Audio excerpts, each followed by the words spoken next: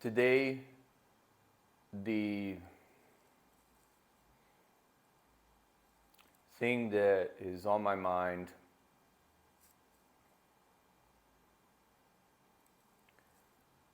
is how to manage disrupting or endless debates, this type of disturbance of the mind.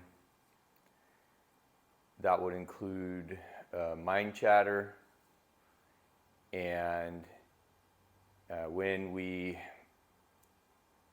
have so much of life's dialogue in our brain because we're very frequently caught in a pattern of fight or flight. And even though we might be safe and there's no reason to be flighty or fighty, the modern pace confuses the body and the mind, and we can get stuck in patterns. And when we get stuck in these patterns of fight or flight, the mind chatter will create dialogue that can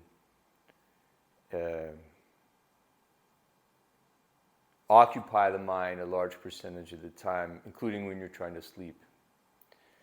Then the third category is cringe moments, when you have these moments of disturbance from a past incident where maybe you said something out of place or something happened and you cringe. And some people also can get caught in patterns of reliving a cringe moment. So disturbing or endless debates, or disturbing thoughts, aggressive tones, these types of things, mind chatter, and cringe moments. And going back to number one, I didn't speak enough on aggressive tones. I just said disturbing originally. We can have aggressive tones either towards other people or towards ourselves when I speak to disturbing. And because these are reoccurring also, this is why I say disturbing or endless debates. These can be very judgmental and harsh, difficult ones to deal with.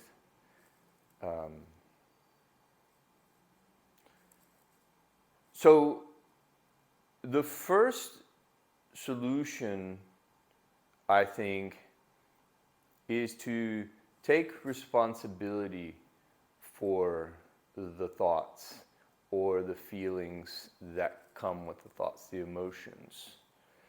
For example, let's say we have an anger problem. We should go back to the people that experience our frustration and maybe ask for patience sometimes, especially if it's someone close, you know. And also learn to find patience in other people. So have patience with yourself. Ask people around you to have patience with you, but because you recognize these things and you know you would like to have a different response. So in order for any of those things to happen, you have to first take responsibility. That's the idea. Otherwise, nothing's going to happen. And this goes for anything in life. You know, your work, you take responsibility for your work. Your home, your finances, whatever it is, your alcohol abuse, you name it. In order for anything to change or to be managed appropriately, adequately, you take responsibility for those things. So take responsibility for these things in your brain, number one. as opposed to blame. If we don't take responsibility, we're blaming. And if you find you're blaming often, maybe you should analyze how frequently you're taking responsibility and try to gain a better sense of that. Because we get in patterns of blame or taking responsibility. Somebody who generally takes responsibility will have an established habit, pattern, and routine. Somebody who blames will have an established track record of blaming. So take these things into consideration, and they're possible truths in our lives.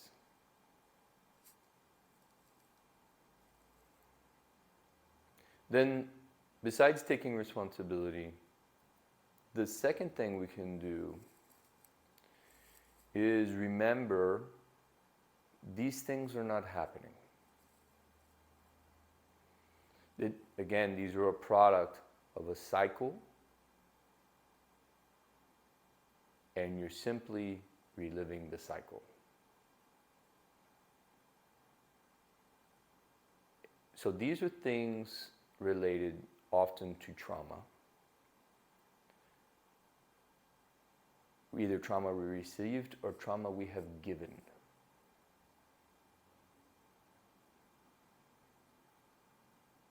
These can often be things concerned about the future and possible outcomes. Maybe it's as simple as I can't wait for my Amazon package to come, or it could be as complex as how am I going to feed my kids and pay the rent.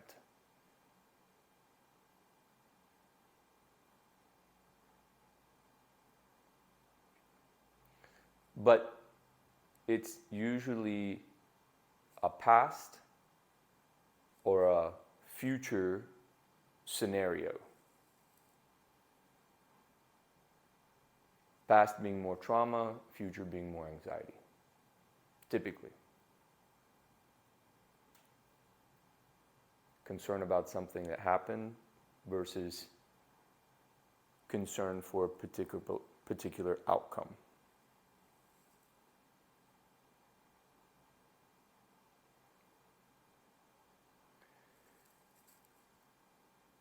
If the problem is anxiety because you can't feed your kids or your family, this is a big problem. In the case of just anxiety about an outcome that most probably will not happen, associated with trying to hold on to something. And when we try to hold on to something, whether it's physical or a thought, we can be led to disappointment. So try not to have a preference for an outcome,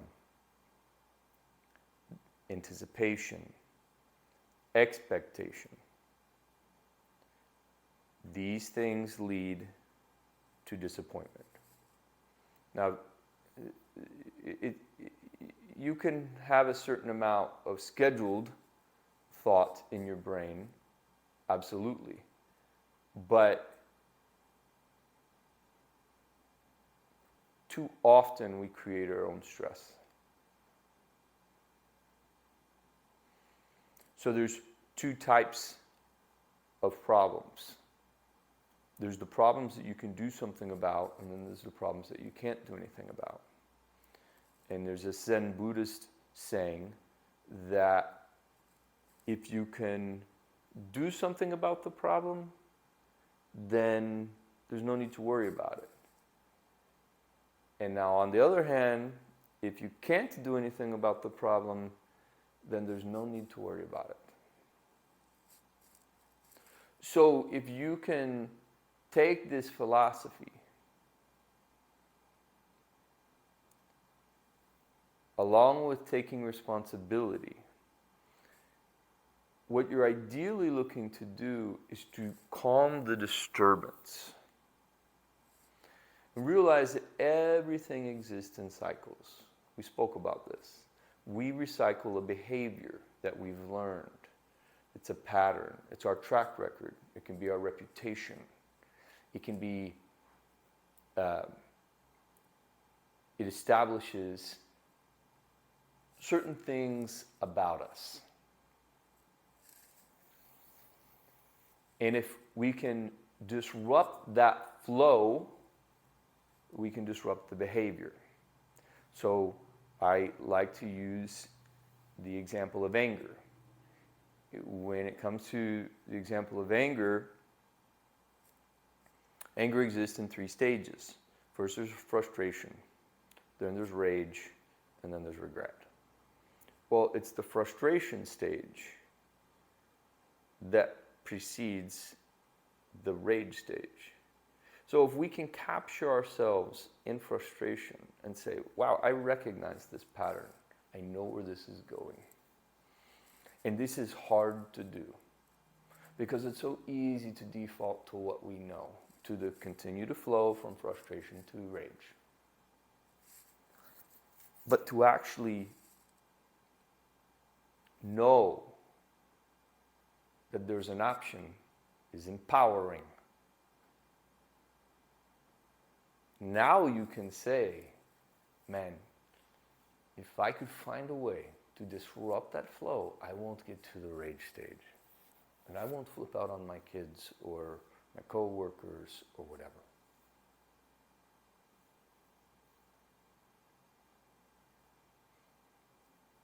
But it's hard to do. It requires us often to be the bigger person, because often we want to make our point.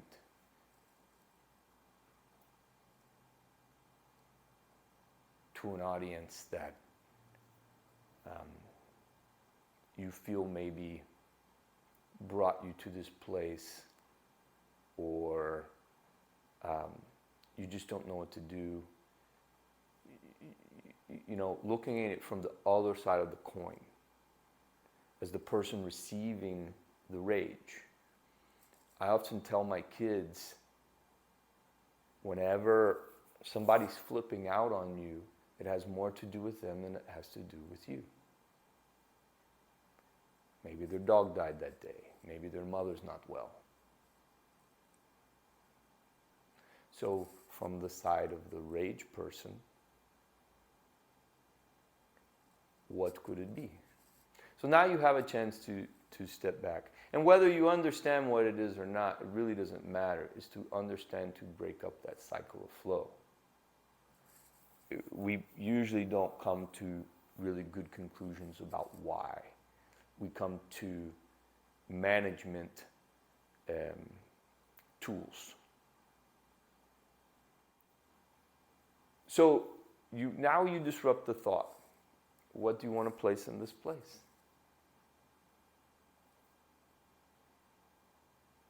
For me, because these things are like disturbance, I equate many things to water. So what does that mean? If you go to the beach on a day that the wind is on shore and you have this little choppy wind chop, the water is disturbed with sand and soot and sediment and maybe grass, pieces of seaweed and algae floating through it. If you were to put on a mask, snorkel, and fins and go out there, you wouldn't see your hand in front of your face. But you may go to the same beach the next day when the wind is calm, and then the water's calm. And the sediment is calm, so the water is clear. And you're able to see. So when we have these disturbances and we do find the opportunity to disrupt them, we want to think what we want to put in that place. And for me, the answer is calm. So that the frustration can settle, and now we can see clear. So if you can step away from these moments and get away from the person or the element that's causing the disturbance, we remove the fight or flight part of it. Now the equation is, I'm safe. That person's not around. Then you have the mind part of it. How am I going to calm the mind now that I'm separated from the agitation? And take responsibility. I'm the one that's angry. And understand those things are not happening right now. Now in all the disturbance that's left is in my brain. How would I calm it? Well, if those things are not happening, what is happening is my breath. I can focus on what is happening. I can focus on my breath. The quality of my breath determines so many things about me.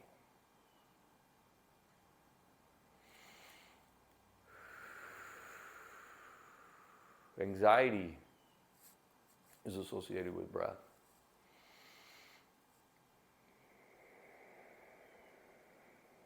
And so is calmness. So I'm going to look for my calm breath.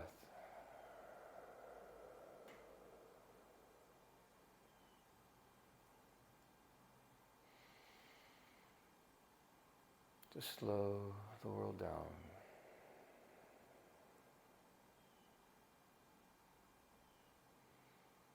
You're always going to start wherever your breath is, no matter what it's doing.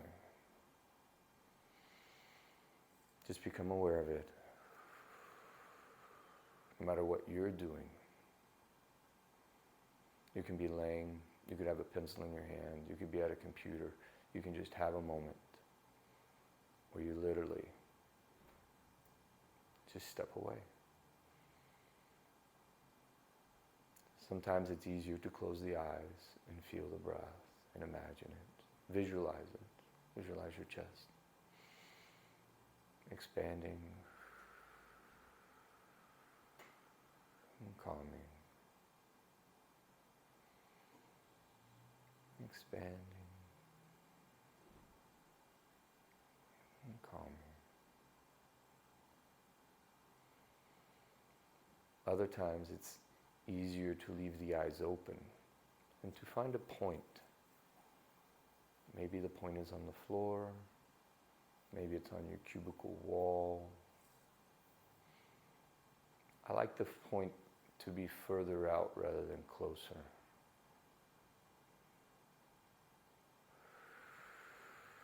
I think the eyes relax more. Maybe you're in a park and you can see the horizon or a mountain.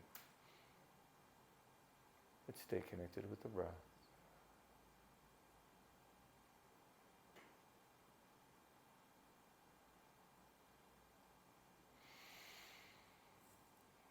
And think of the mind and how it's like that comparison to the beach. That you have a fishbowl in there.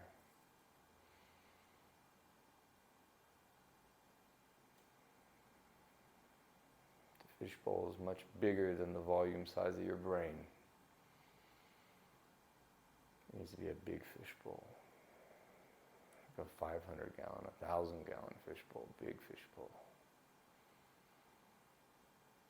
With all types of things going on in it.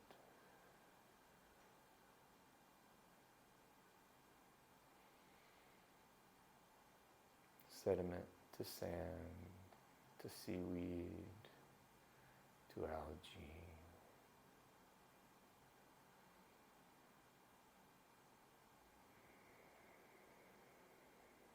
To some clear water.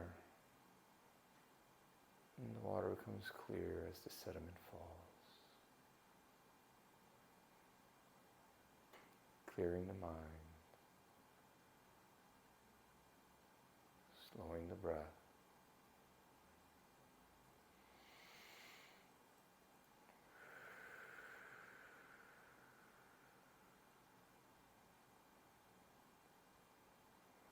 3 more of these breaths.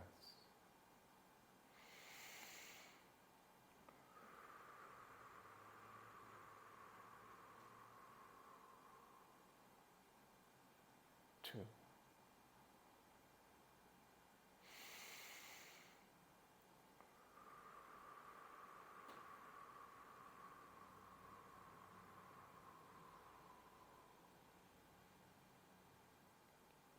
One last one.